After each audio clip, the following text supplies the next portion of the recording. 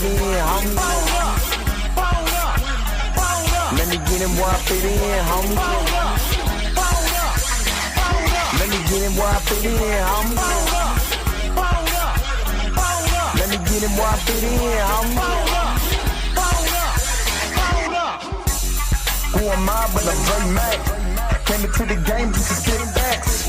Into the space that I'm in. They call me Bobby Drake cause I'm cold with the pen. I run no diamonds but I still shine. You can dig me cause my bar's mine. My tracks flame like a Gamu. The hardest part on my tongue, thinking is a warm glue. I'ma throw with a gas leak. Camouflage in the mist, but you smell me. One spark, then I bet you I'ma blow up. Then throw my name around, get stupid, then you go dumb. No rest for the weary. A versus thinking in his man, but you can't see me. You rather drink, they gon' pull up. I'm drinking knife through the game, homie. Let me get him where I fit in, homie. Let me get him where I fit in, homie. Let me get him where I fit in, homie. Let me get him where I fit in, homie. I came to eat out the a la carte. Got stripped of a bear, call me brainstorm. Then I come together like a Voltron. Then I poured all the plaques to use Decepticons. Fake brothers in the streets like Cobra. 80s they before they like. Up in the storage and I'm man. Up, down, down, man, I'm cheap. You a beast, man. I take a beat in. It's a turtle rap, turtle clans get defeated. Hot in my ride. You can call me Night Rider. You can never stop me. Cause I'm a guy ball. Bad attitude like a rocket. My whole to the A. And I bet you can stop us. LL bad when I go and show up. You can hear the haters in the back. Let me get him where I fit in, homie. Let me get him where I fit in, homie. Let me get him where I fit in, homie. Let me get him where I fit in, homie.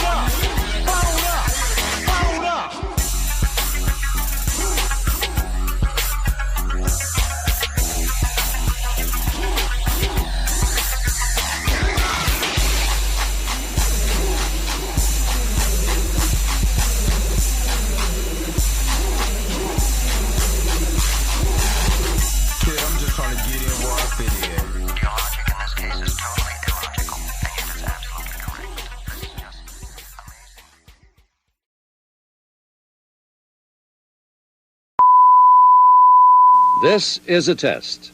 This station is conducting a test of the emergency broadcasting system. This is only a test. Taste the biscuit. Taste the goodness of the biscuit.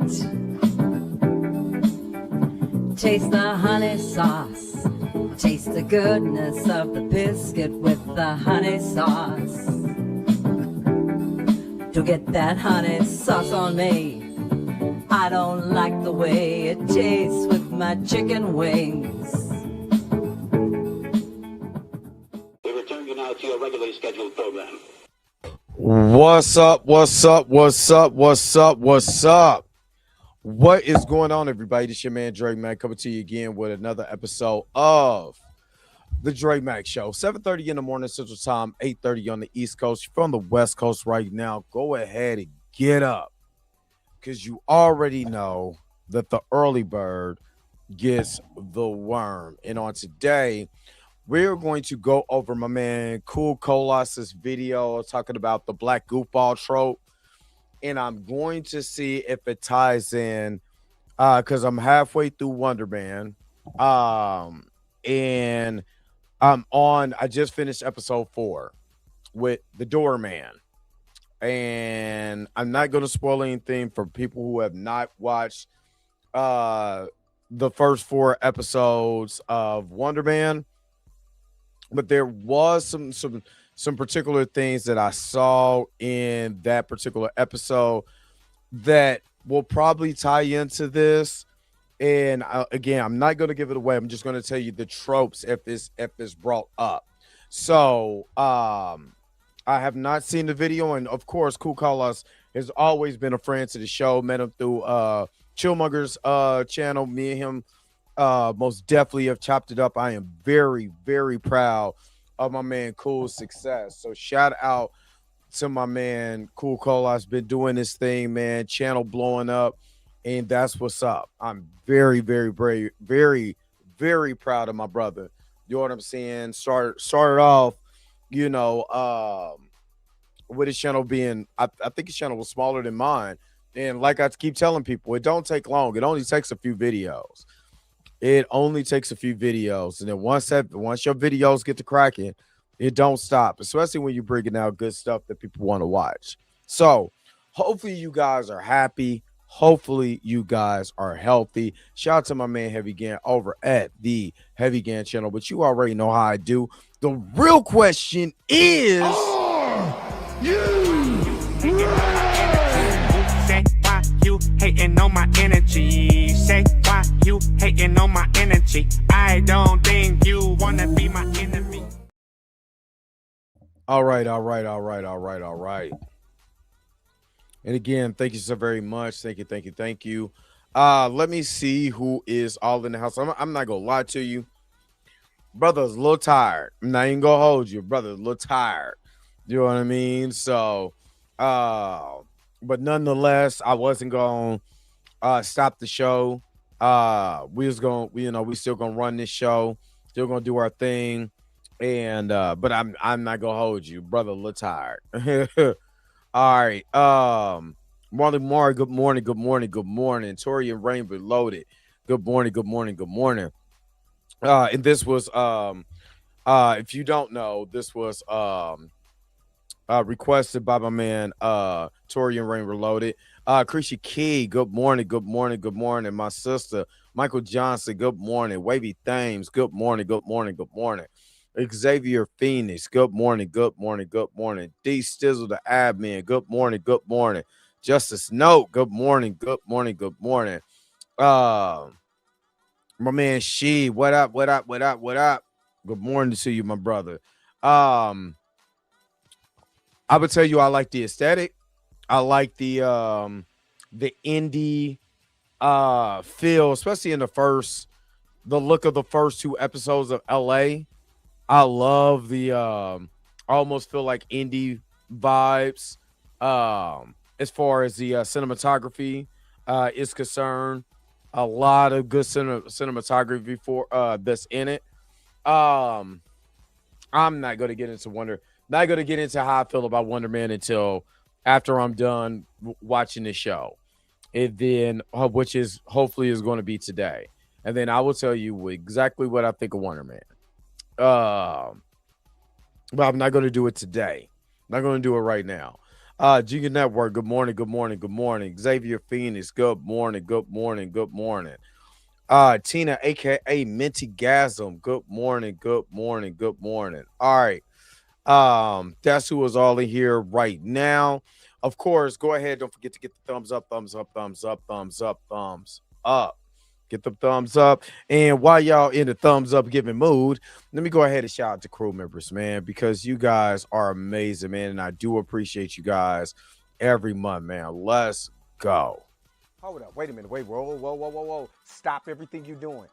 Go and hit that like button. I know this is probably your first time watching and you probably enjoying everything. Stop fucking on the channel and go and hit that subscribe button so you never miss one of my videos or one of my morning live streams. And for only $2.99 a month, you know you can be a part of the crew. And shout out to all my crew members that have been holding it down for Dre Mack and the crew since the beginning. All right, back to your regularly scheduled program, now in service. Go. Bye.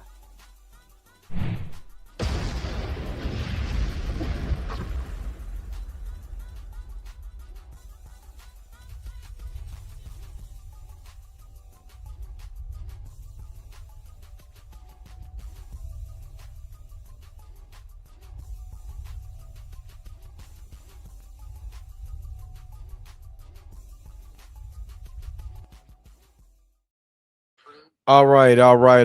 And again, thank you so very much to all my crew members, man, that hold it down.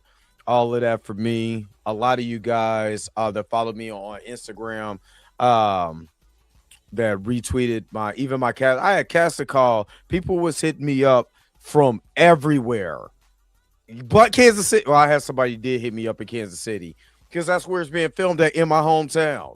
So and I looked at that flyer. I was like, "Ooh, that's my fault," because I forgot to put Kansas City down. It's the only thing I forgot. But anyway, it looks like I might have my lead. She's gonna read for me. We're gonna meet up on Sunday, but I might have my lead for the movie. So, and then once we have once everything is done, we get to working, get all the the dialogue together, and then I got a few things I need to buy, or whatever, because I need a I call it a boom mic, but a stick mic, one that is for filmmaking. I mean, it's not that I found one. It's not that much, it's actually, I think it's under $300. But yeah, found it for my camera. I just re-looked at my camera because I was like, okay, once I kind of get what I need to get out of here, say for instance, I start making a little money, what else can I buy? And I looked at the camera that I use right now for film to do my live stream on this month. It then went up when I bought it. It was like $400 some. Amazon won $900 for this camera now. I'm like, what? And then the camera this one, which is the upgraded version of one I got now, is like $7. And some of the cameras the Canon cameras and stuff like that people were talking about, this was rated higher than that. So I'm like, I'm ready. When I tell you I've never been more ready to do this, to do something in my life. Acting is my passion. I love it. It's like, it's just performing anyway is my passion. And I don't know. I can't even explain it. I really can't. I can't explain it. I'm so incredibly excited. I'm so incredibly excited. Yeah, I think it's terrorist too, because I was like, what the hell? I'm glad I bought my camera when I did. But I just need I got a battery pack. I just need to buy 2 additional batteries, and I need to buy a bigger memory card than what I got in here, because I don't want to be recording and then have to dump it, record, dump it, and all of that. I just found out that they sell like 1 terabyte cards now, but it's expensive as hell. So, but it's time to get this thing done, man. Again, I want to show you guys my talent, not just the goofy stuff that I put in my commercials, the stuff that I did way back in the past. I know that this is my call because it's too overwhelming. My the feeling and all of that I have, man, is just there. So I can't wait to get this done. I talked to the young lady all yesterday about this and let her read the script. She's excited, so I can't wait to just sit down with her and go over the nuances. We start practicing, and then we do our shoot and we put it to film so you guys can see what I'm trying to display on film. I cannot wait, because I can't talk crazy about films and then don't do one. Or I can't talk crazy about acting without showing you really the depths of my acting. You know what I mean?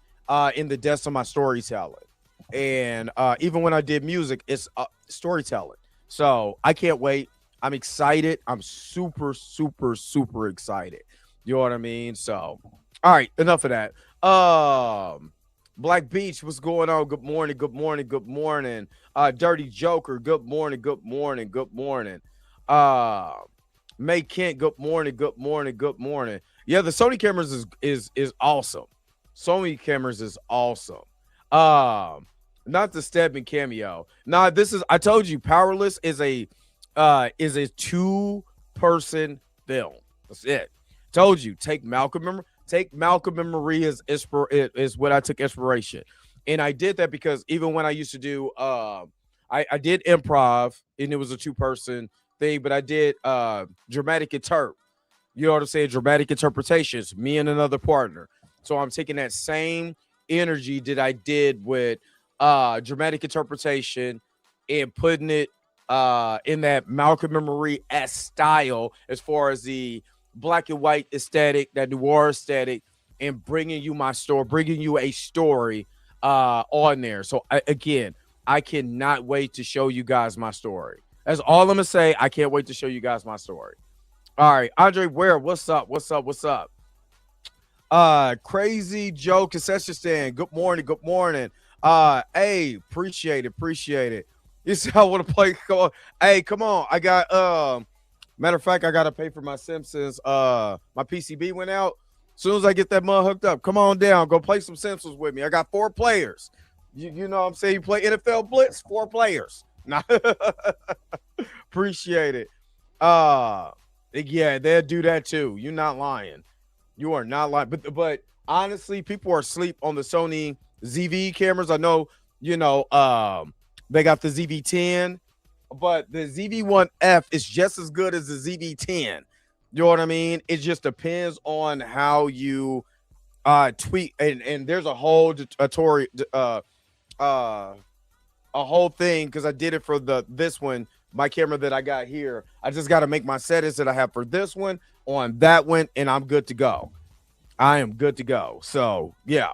All right. Anyway, let's go ahead and transition over. You already know we got to sell some of these buttermilk biscuits in the morning. So we're going to go to a quick commercial break before we transition over. Please do not go anywhere. We'll be right back with more of the Jerry Mack Show. Knight Rider will return after these messages and station identification.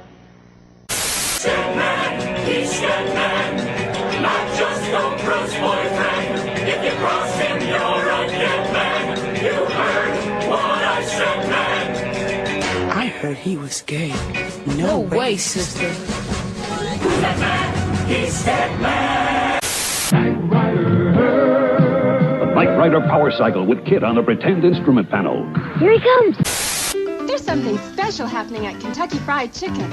Fresh buttermilk biscuits made from scratch. Our chicken head biscuits a perfect match. Warm, taste so good, make you want to slap your mama for real. Man, I slap your grandma, I slap your auntie. Good idea. Playing horsey with your little sister. Bad idea. Playing horsey with your Aunt Bertha. Let's see who's bad, man. Come on, let's go. Let's do it. Let's show you who's bad. Come on. You wear a disguise to look like human guys, but you're not a man, you're a chicken boo. Now the conclusion of I hate how they talk about you. Everybody thinks you're just a freeloader. They don't know about... They can't know. They can't ever know. If my cover's blown, we're both dead. Do you like the car? It's for you. What's the occasion? I can't believe you forgot again. It's our anniversary.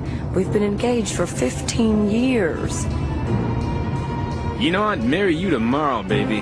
But it wouldn't be fair. Not to you or to the free world. Well, look at you. This is it. I can't believe it. After 15 years, we're finally going to consummate our love. Damn. This is Stedman. It's the commissioner. What? Professor Haight? He's escaped? Damn. What? The French Riviera? Now? Yes, sir. I'm on my way. Damn him! Damn that Professor Haight! He's escaped? Again? Can't they build a prison strong enough to hold him for at least one night? He's diabolical! I must go. Can it wait just 1 hour? I want it so bad.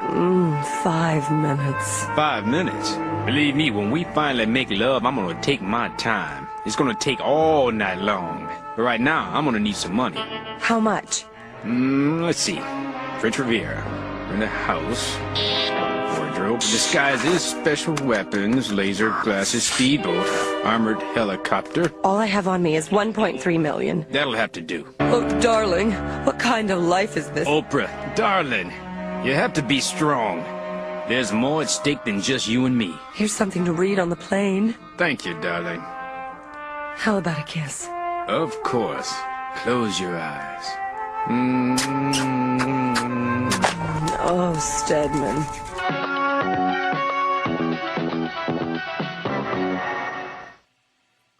All right. Of course, we're gonna get through more to more of Steppen's adventures, but let's go ahead and transition over. Let's get into this latest video. What's up, Bushy? aka Kev? What's up? All right.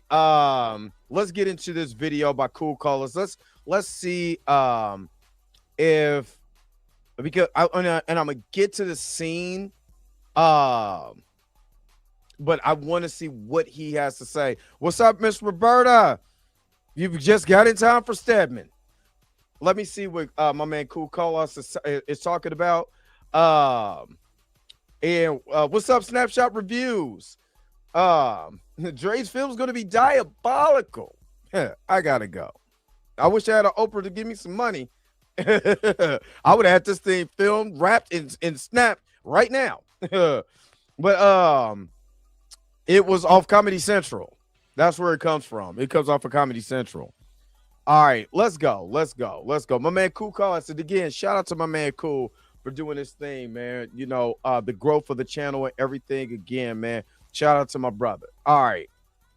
I'm sure by now a lot of you all, just like me, have seen this image millions of times in TV shows and movies. You have this black male character who is turned into comic relief or someone who is the humor of that series or of that movie. I call this the black male goofball trope, and we need to dissect it. I'm your host, Kukolas, and you are now tuning into a new video on my channel. So let's get into it. This issue is something that's common in media. So to try to recap what he's saying that there is a trope when it comes to black actors, that there is a trend to have a black goofball, black guy that just does dumb stuff in the show. Or you know, I don't want to speak for him because I know he's going to get into it. When I hear people that do goofball stuff, I always think of somebody who's a stereotype. You know what I'm saying? Who is a caricature of black people that's also black. He's playing a caricature. What's up, Inez? What's good? Good to see you up in here. What's up, Kendall? It's good to see y'all this morning. Good. But I always think about that. Now, let's get to the Wonder Man. There is a character in Wonder Man that is a character from he's a character from the comics called the Doorman. And I think Toria knows what I'm talking about. They turned him into a catchphrase. Black dude catchphrase. And then Inez brought up JJ from Good Times with the dynamite. And then you go in to Different Strokes. What you talking about, Willis? You know what I'm saying? And I'm on I just finished episode 4. I'm not gonna give no thoughts until I finish this because I have a lot of thoughts. I will say this. Yeah, did I do that? Yeah. You see how we can just roll them off the tongue? You know what I mean? So I always think about the caricature. And again, they made the Doorman in this particular episode, and I think it was on purpose to show how Hollywood would turn someone into just a pure catchphrase. You know what I'm saying? It's just a pure catchphrase. And I'm not going to lie. What's up, DeAndre? I'm not going to lie. I was so annoyed. Watching the episode because there was even parts where it didn't seem real. You know what I'm saying? It did not seem real. There was a part of the show where he had to rescue some people, and you hear this and it's very meta. It was done on purpose. But then with that being said, there's a certain thing where the joke can last just so long. Where after a while we get it. So if the meta commentary goes too long, which it did make sense towards the end, but it just lasted too long for me. That's just me personally. But I get why they did it. But also, it's a commentary on black, and that's why I'm putting this together. You know, they made the guy into the black goofball for a particular reason, but they made him into the black goofball. Everything, all even the acting, to the point where he's literally a walking stereotype. It was done on purpose, so I'm not mad at it. You know what I'm saying? His whole character was done on purpose. In the vein of the Spot from Spider-Man, Spider-Man Enter the or Across the Spider-Verse. You know what I mean? It was done in a way because the Spot was kind of a caricature of heroes that, or villains that is just villain of the week. You're not really dealing with him. It doesn't matter. A lot of people will write these villains of the week in comics, and then you never hear from them again. And they're just a footnote in comic history. But they took the Spot and made it bigger than what it was. So I don't know if they're going to do this with Doorman because I haven't finished the rest of the series. But the commentary and the way that he was acting was most definitely. Yeah, it does, Torian. It does lead to where we at with Simon Williams and why this makes sense. But watching a black actor, even in meta commentary, the things that the things that they were do, the things that we would do for fame. And sometimes we bring it on ourselves. Even though the signs are there, we won't take the consideration to say, is this worth it? At the end of the day, especially being an actor, I did have somebody, and this is the last thing I'm gonna say, and I'm gonna get back to the commentary from Cool Call-Outs because y'all came for Cool, y'all didn't come for me. But I'm gonna say this: I did have a lot of people ask me the other day about my film, right? The film that I'm filming. And asking me, what type of film this is. Is this a hood film? Right? And you know what I mean. Anybody can act in a hood film. If you're from the hood, all you gotta do is be yourself or be what you think, somebody acts like, or you try, or what you envision yourself as a hood dude trying to be. You know what I mean? So I got asked that question. What type of film it is? And when I say it's a noir romantic drama, they like, what? That's interesting. What other films are you trying to make? Oh, well, I want to make a horror film, and I want to do a slapstick rom-com. You know what I mean? You take Love Jones and The Best Man, and you make it slapstick. Mix Love Jones with Airplane, and what do you got? Something unique. You know what I mean? Bring it back, that version too. And people like, so you're not gonna make a film for us? So I almost cussed, but Miss Roberta was in my ear. Miss Roberta is on the right side of my shoulder, right? And Marley Marr is on the left side of my shoulder. You know what I'm saying? In the Emperor Palpatine cloak, like, do it. Because I was getting ready to cuss. And we're so used to being caricatures or being what we think we should be. All they think we are is just hood dudes. And for some reason, I just don't want to portray just that in a film, because we are more than just that. You know what I'm saying? We could be in love too, just like how we used to show in the 90s, in the 2000s and stuff like that.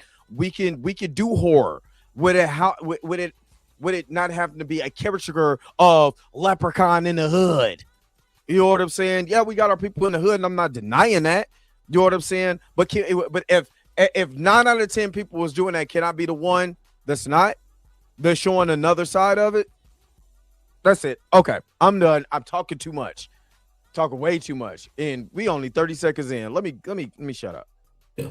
yet it's seldom spoken about. And the reason why is because if you choose to speak up about this issue, you'll either be attacked by a tube of shea butter or a jar of mayonnaise if you even dare to try to tackle it or speak up to the injustices that are going on with black men. When it comes to black men, the dominant society has two means of attempting to misrepresent the black male image. They either make us overly angry or they attempt to make us non-threatening. When it comes to being non-threatening, some of the ways that they have attempted to do this is to either make a black man effeminate or gay. And what I mean by gay is it's not just on the basis of their sexuality, but the idea that they're going to present themselves as both gay and performative. The other side of this non-threatening gimmick that they try to portray on black men is to make them the ass of all jokes or comic relief. All right. The comic relief. So let's go. Let's dissect what he was saying. If you remember, if some of you guys are old enough to remember in the 80s, a lot of movies, and this goes from the Monster Squad all the way up to, and they tried to do it with another 48 hours, right? I mean, with 48 hours. The Black Comic Relief. Eddie Murphy was supposed to be the Black Comic Relief in 48 hours. He ended up being a star in it. You know what I mean? They did it in Beverly Hills Cop. He's a star. You know what I mean? He's the funny guy, but he brought so much. And this is why I talk about it. And this is what I do. And I'm tying this into Wonder Man, what I've seen so far. And I'm just giving you nuggets of what I believe, what I've seen. You can't take a script at face value and make it your own. This is one of the reasons why I do like elements of Wonder Man when it talks about the acting and the performance. Acting is a job, right? Acting is a job, but you gotta have a special skill. You gotta have something inside of you deep down that you could be able to pull out to be able to pull that performance and let somebody know that this is the performance. This is what I'm giving you. I'm being this character. And that's something that I noticed about Eddie Murphy back in the days. Why he became a star. He had presence. Eddie Murphy wasn't number 5'9", 100 and, you know what I'm saying, 60 pounds. And he's next to Nick Nolte, and he's a bigger star than Nick Nolte was. You know what I mean? He was a bigger star than everybody else in Beverly Hills Cop. In Beverly Hills Cop 2, which we already know where he was established at. You know what I mean? And that was a big thing. Everybody was trying to find the next Eddie Murphy. So any black dude that was in certain movies, they were normally the sidekicks or they was the comic relief. And most of the times they were both. You know what I mean? So that was a huge trope in the 80s. Now the 90s was a little different because we saw a lot more of, black theater, the black cinema coming to life in our own visions and our own tones. Remember, people hated Boomerang because they thought that it was an Elseworld type of story, not knowing you could go to Atlanta, you could see a black marketing firm right there with black people working in there at those particular type of jobs. But at 1992, even white people that didn't go outside of their homes, that don't really touch grass, could not see how a black person could be able to run a marketing firm. You know what I mean? So these were the barriers that we had to go through, and these are the things that the results we saw. We saw with Martin. You know what I'm saying? We saw with Will Smith. They broke out of the mold that was set by Eddie Murphy. Even if you go back to Superman 3, why is Richard Pryor in Superman 3? Strictly to be comic relief. Or was that Superman 2? Or is it Superman 3? Yeah, Superman 3. You know what I mean? So he's on to something. Goes back to Wonder Man. When you see episode 4, you can tell what they're trying to tell you in this scene. It is very uncomfortable to me. It is very uncomfortable because this is reality. We got so many people, as long as there's a camera in their face, they'll twerk, There will shoe booty, bootleg, poke their eyes, buck dance, open their mouth up wide and chew the chicken, and all of that, and dance and wiggle and do everything else. Everything else would be a normal damn person. So literally, you don't even have to be in Hollywood. Go to Instagram. Go to Instagram right now. Go into your feeds, your media feeds, and you will literally see people in there buck dancing, all of that. You know what I'm saying? Twerking, showing half their body off, or whatever, trying to get as much as they possibly can. Just go into your reels. Go into your list of reels. You don't even have to go to Hollywood to see it. We would do it ourselves just so we can become popular, so we can be viral. Let me stop. We've seen these portrayals in characters such as M'Baku on Black Panther Wakanda Forever and Finn from the Star Wars series. Think about the character M'Baku. A lot of people, they see this character. He's this big old dude wearing an ape suit. So he appears like a masculine and a big black man, right? But if you look at his character in Wakanda Forever, I mean, this dude was doing nothing but telling jokes every 5 damn seconds, and he was not taken seriously. And there's some people who are going to walk around, they're going to say, he became King M'Baku. He became the king. He became the king. Don't nobody want to hear that shit. If you go back to that movie. Oh, man, I do miss doing Cool's reactions. Cool is funny. Cool is very funny. You should see some of the stuff with him and Chillmonger too. It's classic. You understand that even the king thing was a token gesture, because if you look at the way that the character was treated throughout this movie, he was tossed around by Namor, and he even lost an arm wrestling match to Shuri, who's probably like 90 pounds soaking damn wet, and this dude probably got to be 300. I mean, to be fair, this is after she took that the synthetic heart-shaped herb. So to be fair, that's what happened. All right, let's keep going. Although the black male goofball trope seems to be about humor and being comic relief, it's really about removing a threat, the authority, and the sexual seriousness from a black man while also keeping him visible. Way for a lot of these producers in the dominant society to meet a diversity checkbox while also appealing to that we are not a monolith crowd. I've even discussed in the past how black men in the WWE are often turned into these circus clowns. I'm gonna be honest with you. If you go back and watch his videos with Chillmonger, it's some of the, especially if you're a WWE fan, it's some of the greatest back and forth you could possibly go. Now, I do agree with him. I'm not even gonna go. I'm not even gonna, because the New Day, when I first seen the New Day, they pissed me off, and then I fell in love with them. I even have a booty hole shirt, so I can't sit up here act like I didn't like them. At first, I didn't. Just being honest with you. But even when I start watching wrestling with my cousin, shout out to my cousin Manute. When I started watching wrestling with my cousin, I remember watching Bad News Brown and watching Coco Beware. You know what I mean? Even my man JYD. JYD in the Memphis territory was a bad dude. You got him over here barking and not winning titles. You got Coco Beware over here dancing with a bird. You know what I mean? So, yikes. You know what I mean?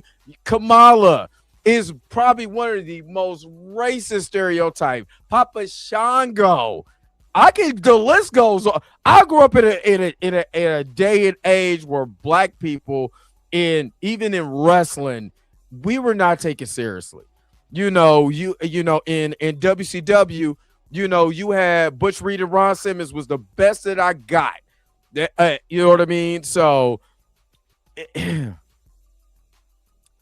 when it comes to entertainment, that's why I think I get so mad, because everybody, and this is just what it is what it is now. And I don't even think we're going to be able to stop because the machine is too big. They reward you for being a jackass. like I said, go on anyway. Go to Facebook. Go to your reels. You either have the super conscious crowd, you got that side, or you have the buck dancing crowd. And it doesn't matter if it's, twerking every 5 minutes. You can't do nothing but twerk or show your cheeks or whatever. You got the buck dancers. You know what I'm saying? Like I said, just buck dancing and showing their teeth. It's the same old skits. You know what I'm saying? It's the same old podcast talking about the divide of black men and black women. This is what it is. So, I mean, what can you do when we do it to ourselves for fame and fortune? Are made to be overtly silly and are created for the entertainment of white folks, if we're being honest. That's why you had the antics of the New Day and then our Troupe acting like a damn dumbass. Now, don't get me wrong. There's nothing wrong with being funny or even being goofy at times in real life. But there is a difference between having fun and just being an overall silly person. Sometimes those who are being silly all the time, that is, are purposefully allowing themselves to be performative for attention, which for a black man is a very unmasculine way to be. Now, again, seeing a funny or silly character on screen who is a black man alone isn't what is actually bad. It also usually includes specific traits and character treatment. Usually this comic relief character that I'm discussing is either made or treated like a throwaway, undermined, or is easily tossed around by the big bad in whatever series they are in. Everything they say or do is a joke, and they are never taken seriously. And these personas are acquired often by certain archetypes of real life men, not just the characters that they actually played. I noticed that sometimes even very big or very small black men get turned into comic relief quite often as well, too. And they are comic relief not because they actually tell funny jokes, but because the way that they behave in combination with their size is something that is laughable to people. And I do agree with him. I know y'all guys are talking about R-Truth. I gotta, how can I say this? Even with R-Truth, just to be honest with you, because I remember when he came in when he was K-Quick. You know what I'm saying? And then, he was Ron Killian's. He went over to TNA and he won the TNA title and stuff like that. It's still a love there. He's one of the most charismatic characters that WWE has had in a real long time, because just as who he is. But let's be real, the guy still looks good for his age, and all he is a joke character. Tyrese in the Fast and the Furious, he started off as he was taken seriously in Too Fast, Too Furious, even though he was joking and stuff like that. But now look at him. Now look, after The Rock made that joke on him, that was it for that. You know what I'm saying? When he talked about his forehead, he's never been the same ever since. You know what I mean? But let me do this. I'm gonna take a quick commercial break, real quick. I'm gonna take a quick commercial break. We're gonna pay some of these biscuits. I'll be right back with more of the Dre Mack Show. The Transformers will return after these messages. Are you going down? Then you gotta know the best way to go. On the down low. Damn, you banking like that, and you come over here with a biscuit meal, man? Would you like to take a survey? No. Elevator go down the hall. It's you!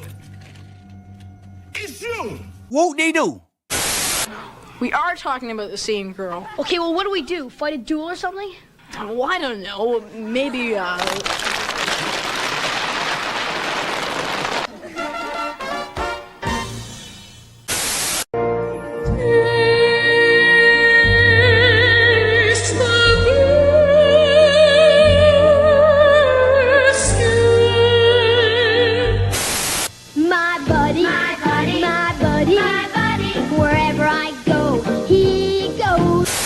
the conclusion of Like this? Slower. Bend over. Stedman, what's going on?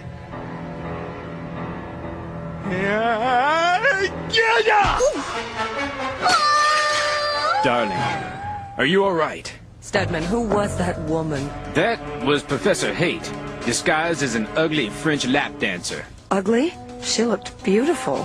I suppose she might have been considered beautiful until you walked in the room. Oh, Stedman, I've been dreaming of this moment. Come here. Wild horses couldn't keep me away. Invisible robots! Invisible robots? Beep, beep, beep, beep, beep, beep, beep, beep. Look out!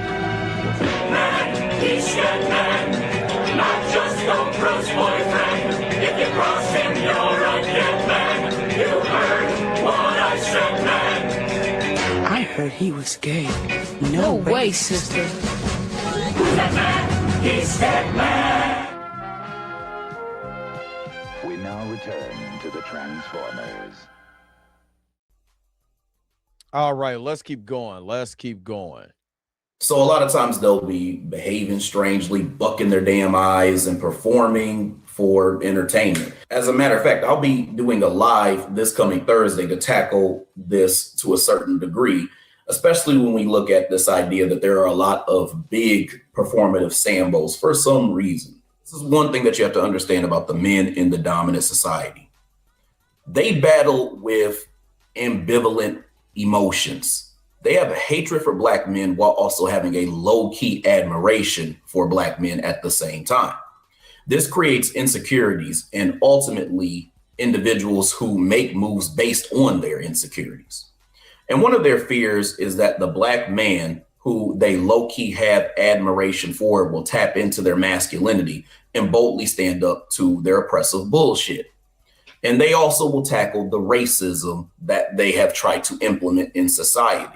So their way of trying to turn the tables on us is to use media as a tool of manipulation to psychologically sway the way that society looks at black men as a whole. Their initial. Let me ask you guys, do you believe that black men are looked at just almost in a jokingly type of way? Do you think we are as a black man, do you think we're looked at as masculine now? I'm just be honest with you. This is the God's honest truth. The God's honest truth. I've looked at just a lot of things now, and just the way that a lot of us is treated in society, whether it's from others or our own, as a black man, is trash right now. Just being honest. It is trash right now. And it's a shame. It's a shame. We're not really taken seriously. We looked at, if we're not, I call it overly gangsterfied. We got to be, I don't know. How can I say this? I've literally seen just the way that, we're discussed now. We can't do this or we're labeled that. We can't do that or we labeled this.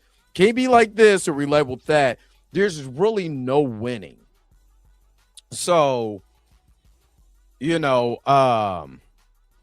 I feel it personally. I'm just being honest with you. I feel it personally because there's certain things that people take from me or whatever, because I like, y'all see the aesthetic in the background. Let's just be honest. And think there's something wrong with that. There's legitimate people like, oh, you collect comics. Oh, you got toys in your basement. You got all these arcades and stuff like that. You're just a big kid. You're not grown. You're not an adult. Black men should be like this, and black men should be that. And black man. You know what I'm saying? And I'm like, damn, you can't do nothing now. You know what I mean? It's sometimes it's actually hurtful. Not even gonna lie. To hear some of my own people say that.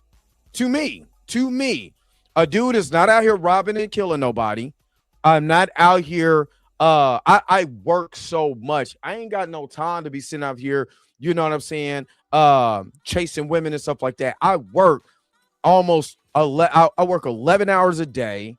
You know what I'm saying? I work 11 hours a day or more. You know, I run this show for an hour and a half in the morning. You know what I'm saying? I went and got I basically, because this is my second job, because I'm serving you guys and you guys pay to see me every morning. So you get this, you know what I mean? And I went and got a third job that I'm going to quit because now they're giving me way more hours at the other job. And I'm like, I can't do all of this and try to be a filmmaker, right? I ain't got no time for the foolishness because I'm not in the streets no more. I mean, I used to be a little, not out here running like the YNs, but I mean, I used to do my thing a little bit, you know what I mean? Because I'm far away from that. Somehow I'm corny for that. You know what I'm saying? Or I'm not mature enough. You too old. You need to be doing this. You should be doing that. All of this stuff that I should be doing because of what another mother is doing, or what they think I should be doing. And as a black man that's not out here doing anything that cause harm, you know what I mean? Who's out here paying his bills? You know what I'm saying? I'm not gonna lie. I'm not gonna lie. I'm being real with you. I'm being very transparent with you guys. It is horrible to feel like that. It is. It's horrible to feel like that. So I literally get what he's saying. You know what I mean? I legitimately get what he's saying.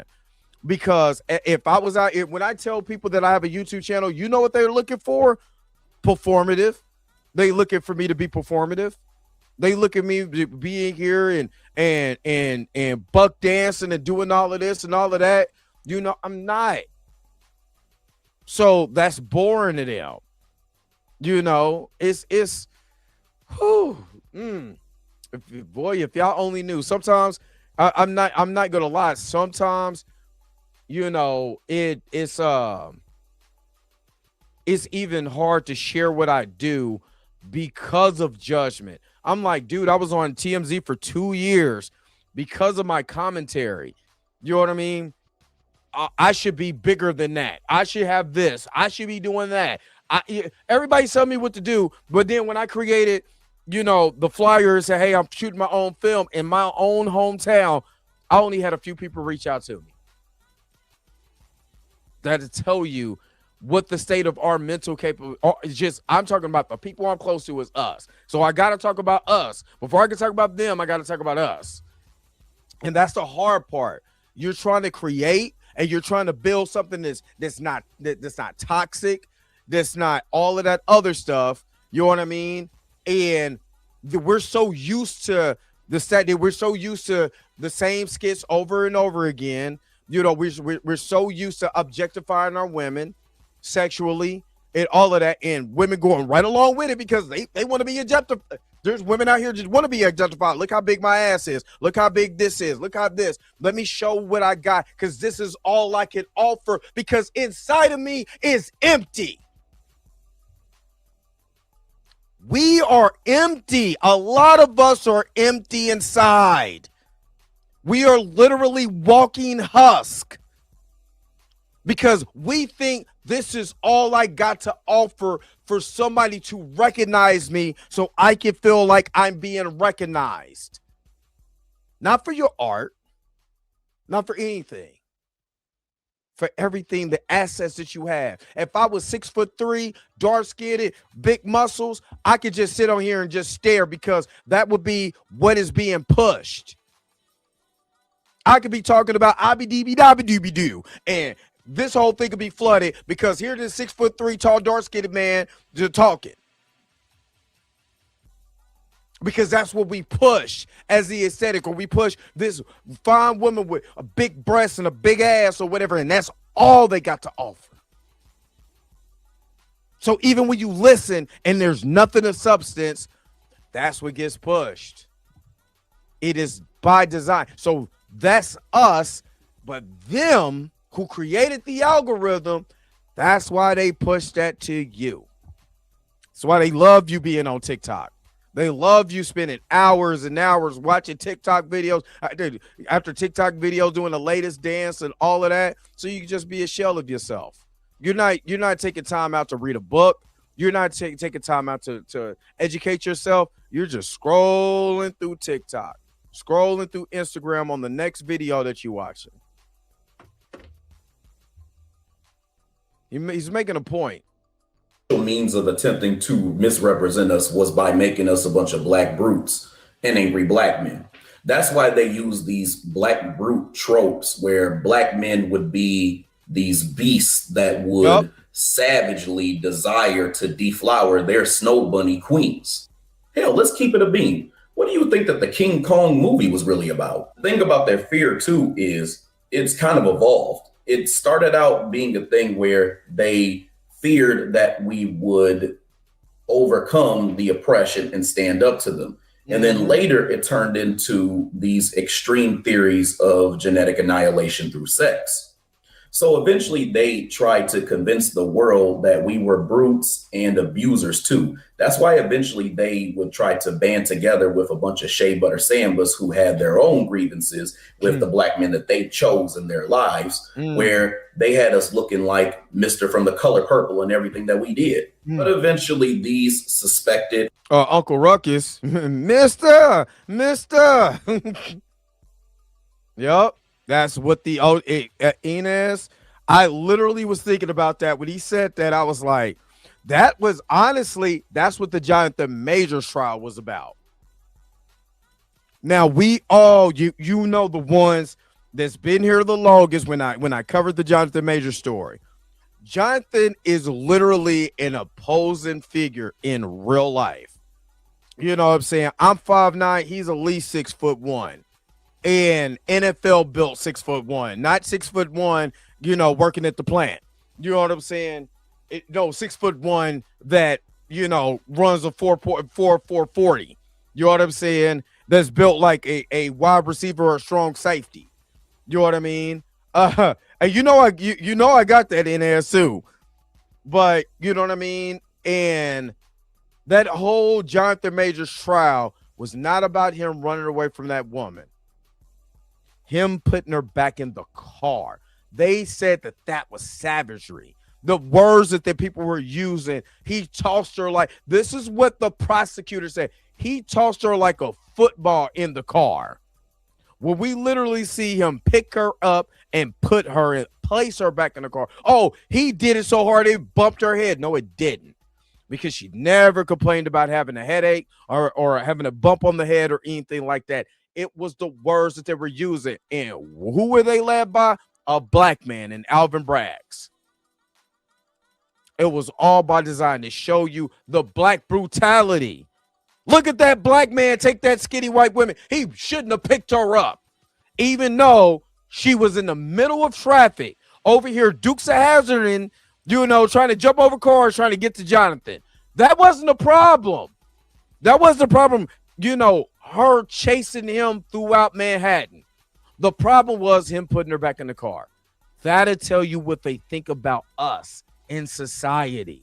And again, Jonathan is probably one of the, I'm not making this just, you know, I'm not deriding or anything like that because I'm cool with Jonathan and nothing like that. I'm just telling you the God's honest truth from my point of view. Only my point of view. Anybody who don't like my point of view can get one of these, honestly. You know what I mean? But that dude is one of the nicest people one of the nicest celebrities I've ever met. Just genuinely a good dude. Like, seriously, why do you think he literally still stops and, signs autographs and stuff like that for people? He's legitimately a nice person. Like, it's not even an act. He's just nice. Just what he is. She said he seen him at the HorrorCon. I believe, I forgot where it was at. Don't give me the line. I think it was in Philly, but don't let me get to line on that sheet. But he just mentioned my name, like, hey, I watched Dre Mack's show. You know what I'm saying? He always talking good about you or whatever. It just hugged the dude. You know what I mean? And Jonathan Major was not his only victim. Kevin Porter Jr. and Adam Foss tried to make them seem like they were super predators. But that's always been a trope going back to the birth of a nation. Remember, they showed the birth of a nation in the White House.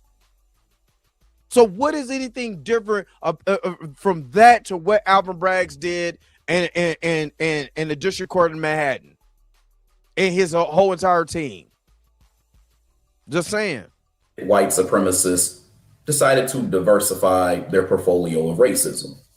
They couldn't just stop at exaggerating and exploiting our masculinity. They had to find a way to make it non-threatening. And that's where this trope, the black male goofball, comes in.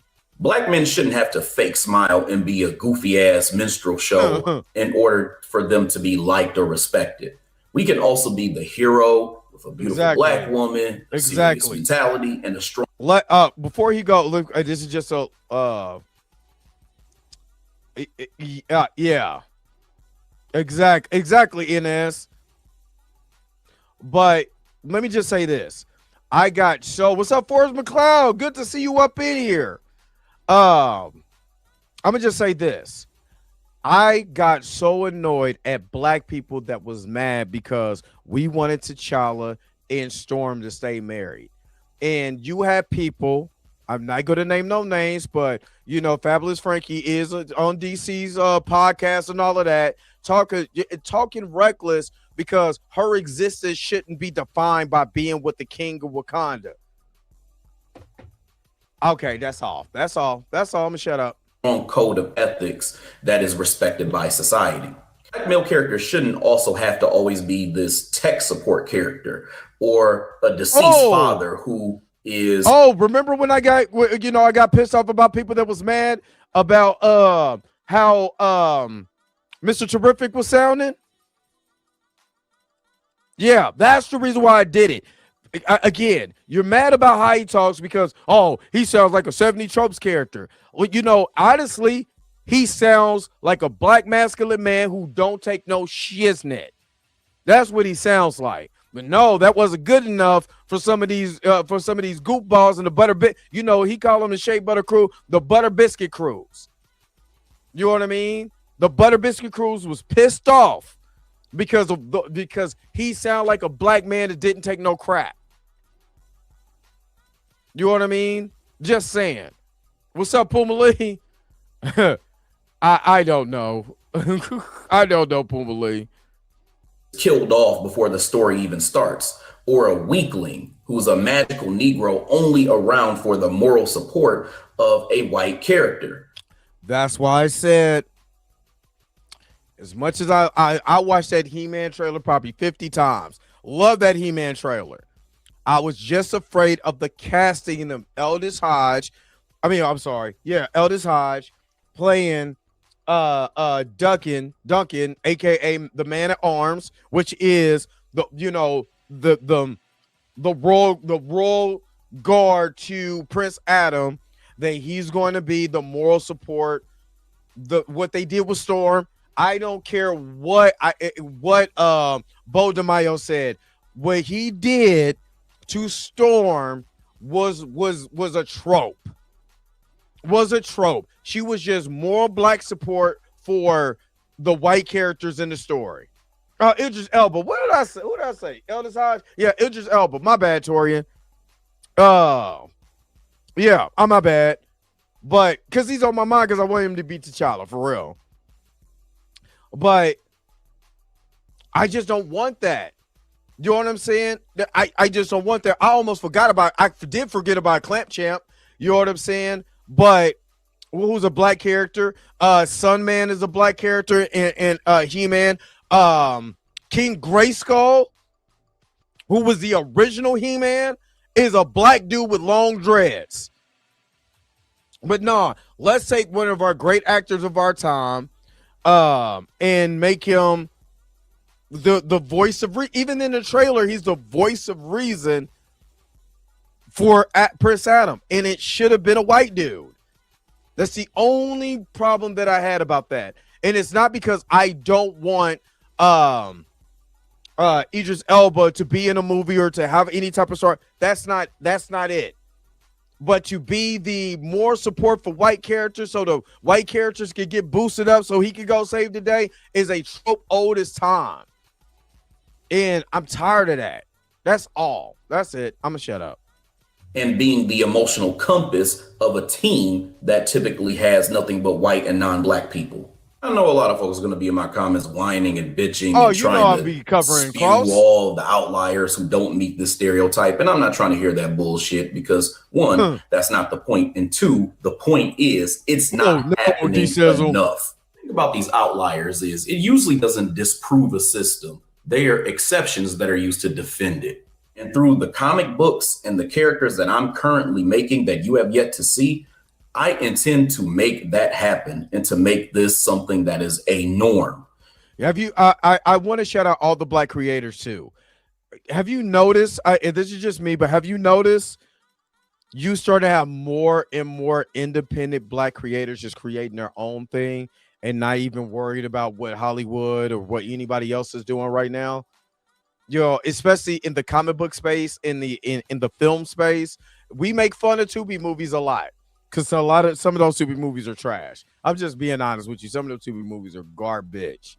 You know what I mean? Because you have to. This is still an art. This ain't something you just you pick up and say, I'm a filmmaker.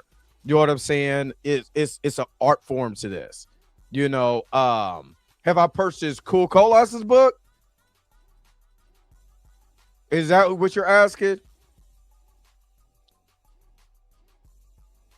But you know, exactly, D Sizzle. But I almost forgot what I said when you asked that question. Hell, I lost my train of thought. But anyway, let me just finish. Because I lost my train of thought. Let me just keep going.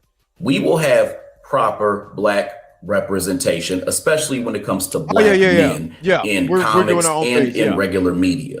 So if you continue to follow the Cool Colas brand and everything, I'm gonna holler at him on Instagram. Then you'll see these changes happen eventually. Those of you all who got to the end of this video, what I would love for you to do is to tell me about a black male goofball character that you saw and you just shook your head and was like, this is something that they love to do with us whenever they try to represent us. Facts. Let me know in the comments below. Let's get this discussion started. Before we get up out of here, I would love for you all to take advantage of one of my 3 membership tiers I have on this channel. All right, so we got the memberships cracking. You know, again, shout out to my man Cool Colas, building up his platform, getting a huge platform now. That's amazing. I'm gonna holler at because I hit him up. I think when he hit 10,000 subscribers, I hit him up and I was like, yo, you know what I'm saying? I'm just proud of him. So I hit him up again and purchase a book from him. But let me just go to one more commercial break, and then I'm gonna give you my final thoughts on this. Don't go nowhere. We'll be right back with more of the Joy Max Show. Knight Rider will continue in a moment. Wow, 19,000! It's off! This is the problem with being rich. Your only other nickname is Dick? No.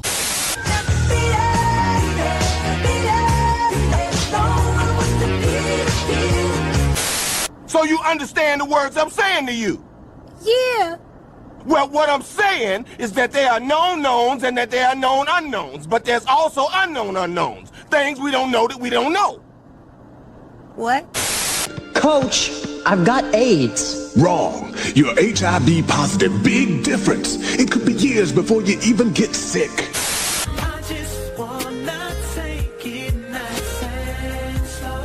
With That's My Slow Jam, we found a way to get you all these slow grinding hits at an unbeatably low price. Act now and get all 58 songs for only 52 cents per track.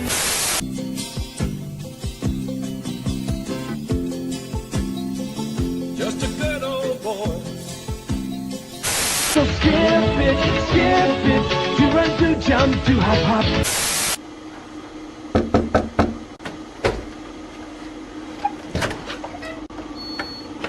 Hi. Now the conclusion of Darling, are you all right? Oh, what happened? The robot ducked. Oh, it's a private room. Lock the door. Of course. First, let me close the blinds.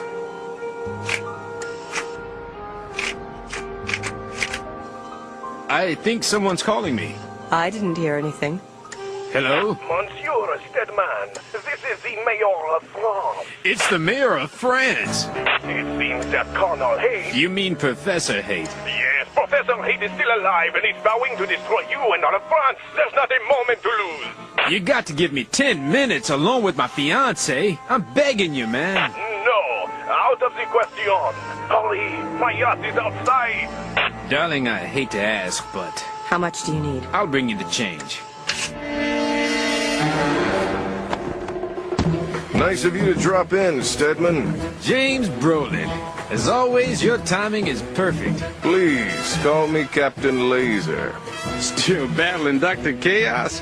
I bet Babs is worried sick. Hey, how does Oprah let you out of the house without a costume? I'm a secret agent. Damn! You're good. I'm the luckiest woman on earth. Stedman!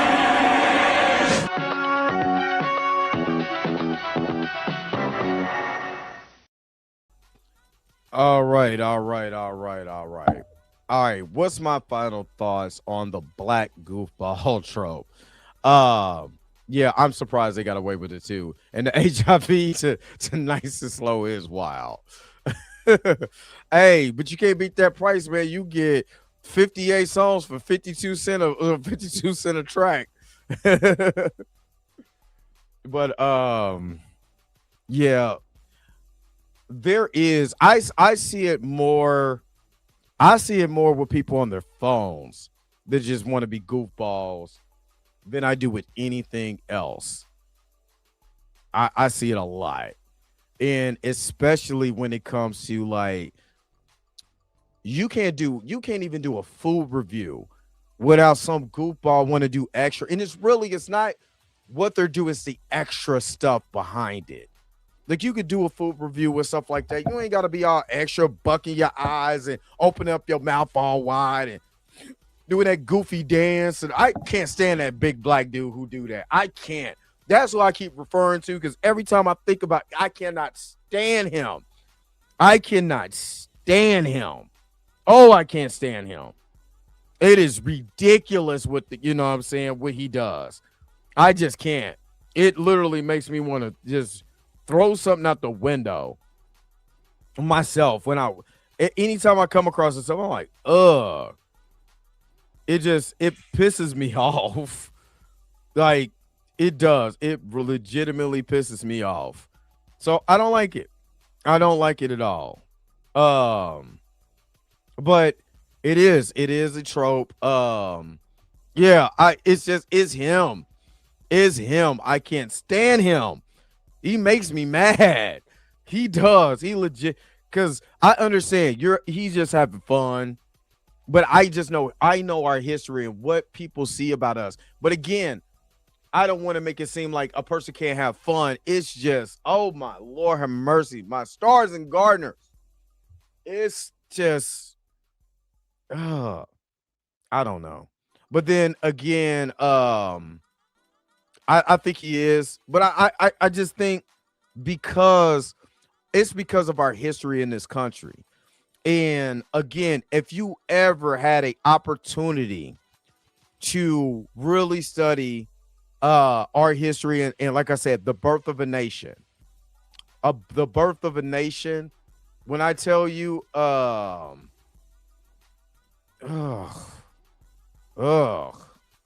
that's one of the hardest movies to get through.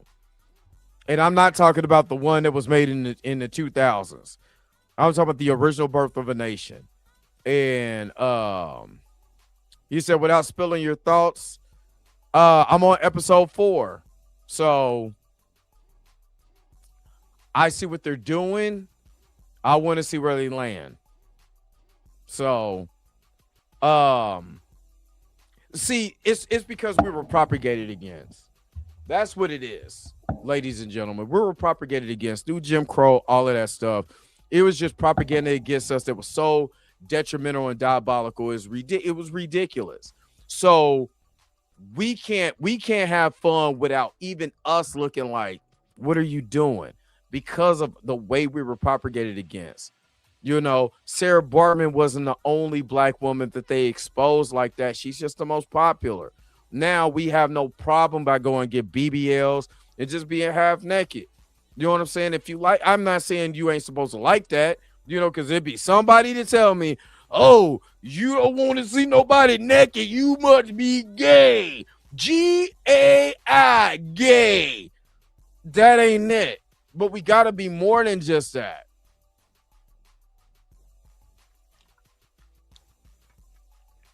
We got to be more than just that. And Aaron Magruder was the master of meta commentary, the master. You know, but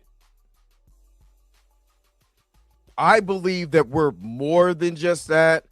Again, somebody will say, well, it's your algorithm. But think about it like this. Who is feeding the algorithm? Yep, they completely blackballed Nate for his version of A Birth of a Nation. But the original Birth of a Nation, that ain't blackballed. That ain't blackballed. And I watched that and it's just horrible. And then I've been to the Black History Museum. I want to go to the Jim Crow Museum in Washington, D.C. one day. I wanted to do it last year, but Bill's called. And I'm not talking about the Buffalo ones, but just to see that in real time and know this is the way that they thought about our people. Again, books like The Black Image and the White Mind by George Frederickson and other books that talked about just the way we were looked at and treated. The last thing I want to, and that's one of the main reasons why I stopped doing comedy. I don't want to be just looked at as a goofball. I don't want to be just looked at as somebody who just make me laugh, be funny, make me laugh. Because then when you just make you laugh, then when they talk about when I talk about real serious situations, kind of like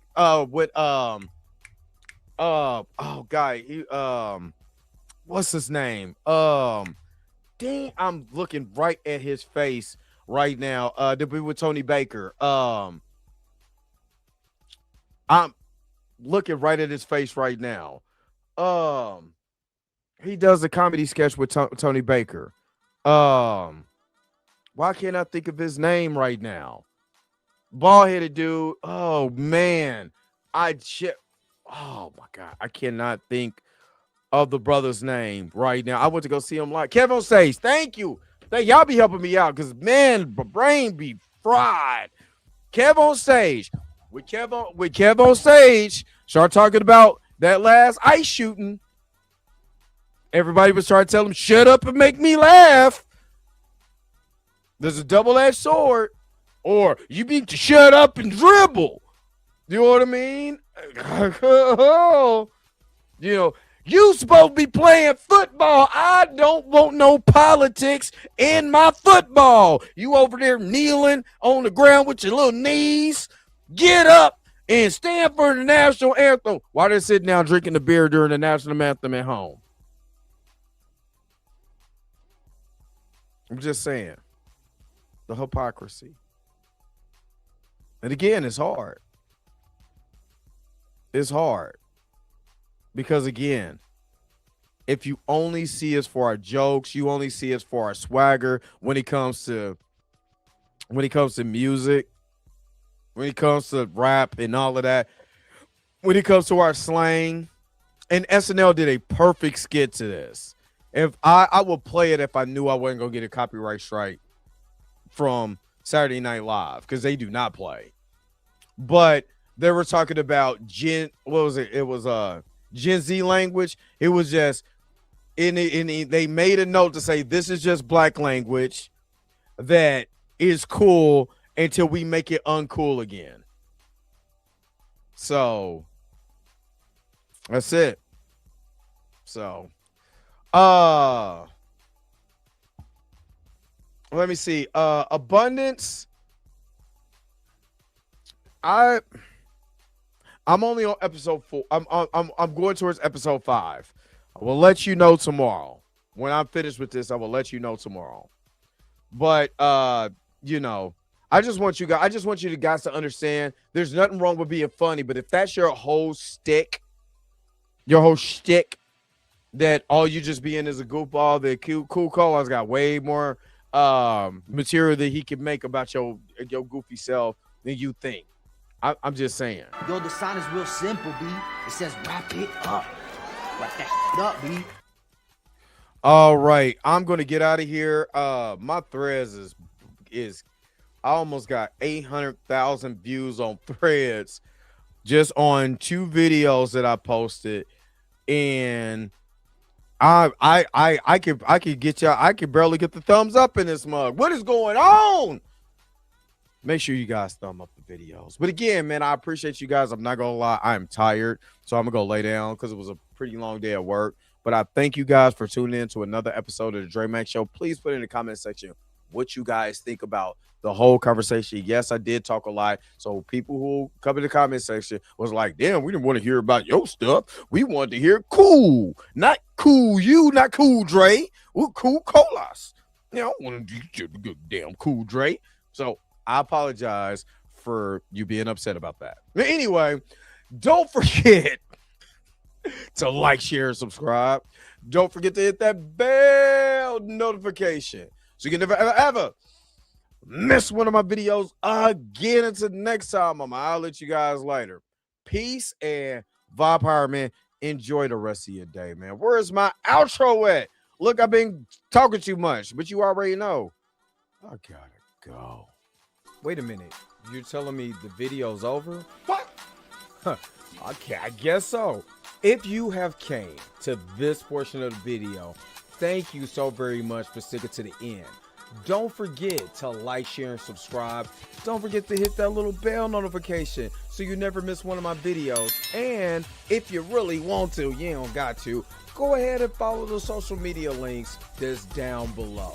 Until next time, I'll let you guys later. Peace and vibe higher, y'all. Y'all take care of yourself.